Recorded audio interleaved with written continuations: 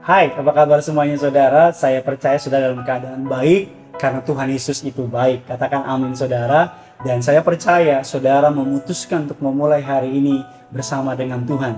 Karena kita semua tahu apa yang kita mulai bersama dengan Tuhan akan kita akhiri dengan kemenangan. Mari mulai bersama dengan Tuhan dengan bersatu di dalam doa. Bapa yang baik, Bapa yang kami sembah dalam anakmu yang tunggal, Tuhan kami yang mati di kayu salib, Yesus Kristus, Tuhan namanya. Kami percaya hidup kami adalah anugerah. Kami percaya Tuhan menyiapkan perkara yang besar dalam hidup kami. Selama kami bergantung dengan Tuhan, maka akan mengalir hikmat kuasa mukjizat. Selama kami mengandalkan Tuhan, tidak ada yang mustahil bagi setiap kami. Kami siapkan hati kami untuk diberkati oleh kebenaran firman Tuhan.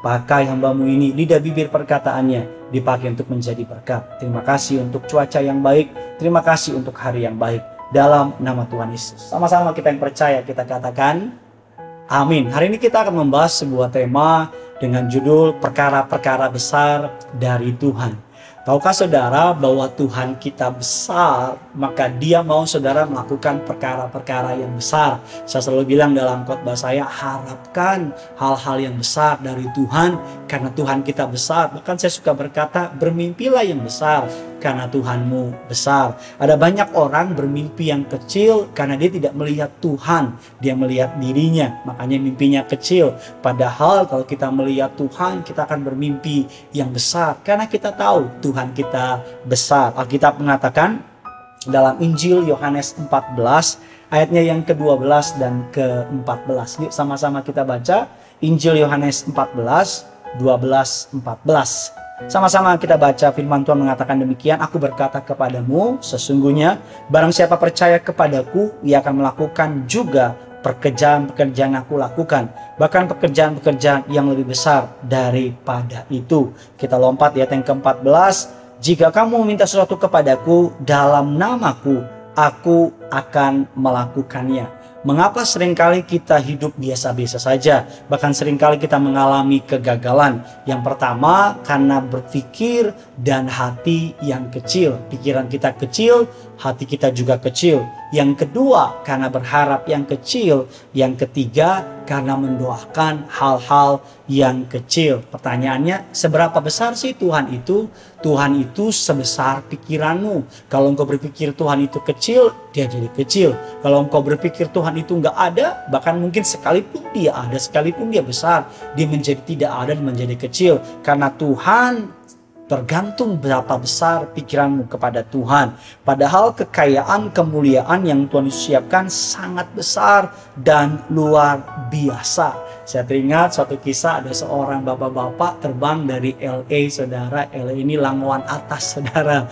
Naik sebuah penerbangan pesawat yang premium, dan di atas pesawat dia hendak berangkat menuju dari Manado menuju ke kota Jakarta, hendak mengunjungi anaknya ke sebuah kota di Bandung. Jadi dari Jakarta naik sebuah kereta, saudara. Singkat cerita, di atas pesawat dia ditawari makanan, minuman, karena dalam otaknya itu adalah bayar, saudara. Jadi dia nggak ambil makanan tersebut.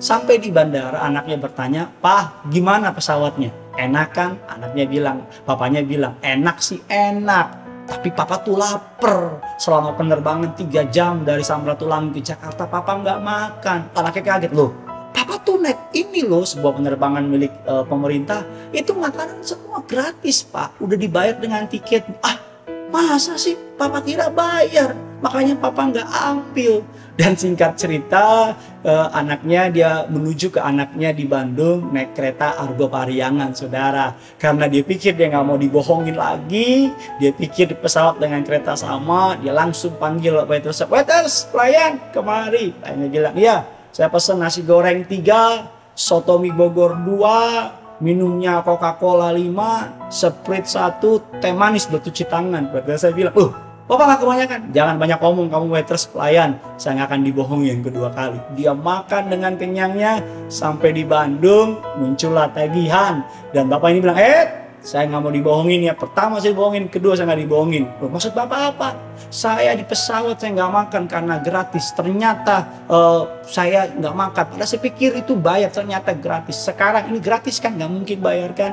Langsung waitersnya bilang, "Pak, pesawat sama kereta api berbeda." Nah, ini yang seringkali menjadi kehidupan orang percaya. Mereka nggak tahu kuasa apa yang mereka punya di dalam Kristus Yesus Tuhan. Lalu pertanyaannya, bagaimana kita mengharapkan perkara besar dari Tuhan? Yang pertama, dimulai dari hati.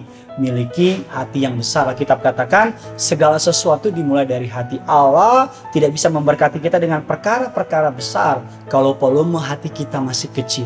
Allah nggak bisa melakukan perkara-perkara hebat karena musuh yang paling berbahaya bukan yang di luar. Musuh yang paling berbahaya yang di dalam. Pesimis, pikiran negatif, ketakutan untuk yang belum terjadi. Yang pertama, miliki hati yang besar. Yang kedua, perkara-perkara besar dapat terjadi ketika saudara bukan memiliki hati yang besar. Yang kedua, memimpikan perkara-perkara yang besar. Karena Alkitab katakan ketika saudara memimpikan perkara yang besar, ada landasan untuk suksesnya. Dan yang ketiga, yang terakhir, untuk saudara melakukan perkara-perkara yang besar, doakan perkara-perkara yang besar. Yeremia 33 ayat yang ketiga mengatakan, "Berserulah kepadaku, maka aku akan menjawab engkau, dan aku akan memberitakan kepadamu hal-hal besar yang tidak terpahami, yakni hal-hal yang tidak kau ketahui."